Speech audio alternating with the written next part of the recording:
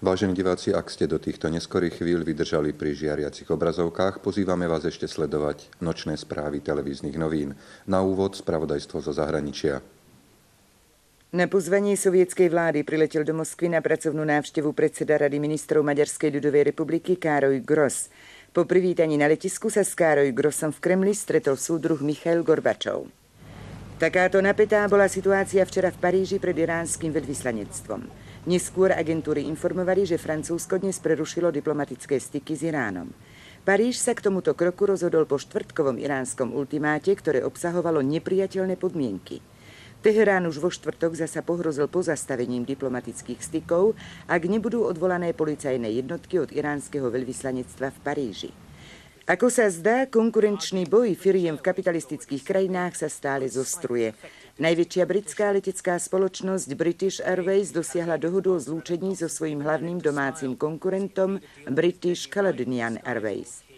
Na základe dohody predsedov oboch spoločností British Airways priateľsky prevezme druhú najväčšiu leteckú spoločnosť Veľkej Británie za 237 miliónov libier.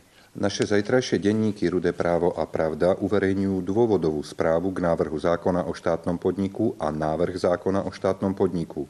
Ústredný výbor Komunistickej strany Československa a vláda Československej socialistickej republiky ich prekladajú na verejnú diskusiu. Občania môžu svoje názory a pripomienky k návrhu posielať na Ústredný výbor Komunistickej strany Československa, predsedníctvo vlády Československej socialistickej republiky a Ústredný výbor Národného frontu.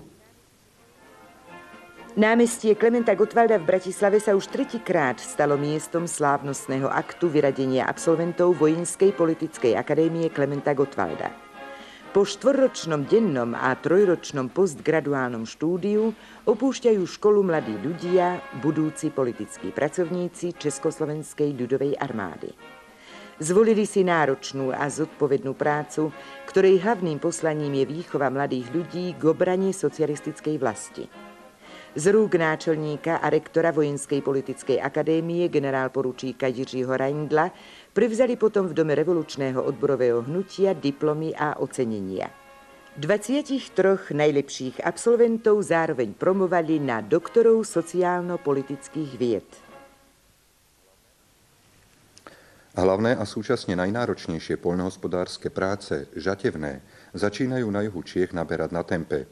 Za uplynulé 4 dní pribudlo 800 pokosených hektárov ozimného jačmeňa, takže k dnešnému dňu majú poľnohospodári na svojom konte už prvú 1000 hektárov. Klasy padajú už v celom kraji, okrem okresov Český Krumlov, Jindřichov Hradec a Písek, kde sa už ale vyberajú vhodné porasty a je reálny predpoklad, že žatva sa tu začne cez víkend. Už od včerajšieho rána kombajny Petrovanského jednotného roľníckeho družstva Zlatý klas ako prvý v Prešovskom okrese pustili sa do zápasu o každé zrnko obilia. Zvlášť preto, že júnové záplavy a krupobytie im narobili značné škody. Ozimného jačmeňa majú iba 20 hektárov, pretože takmer 100 museli na jar vyhorať. Dnes začnú žatvu aj v ostatných podnikoch Prešovského okresu. Krátko zo športu. S blížiacim sa záverom Svetovej letnej univerziády v Záhrebe zlepšujú československí akademickí športovci našu medailovú bilanciu.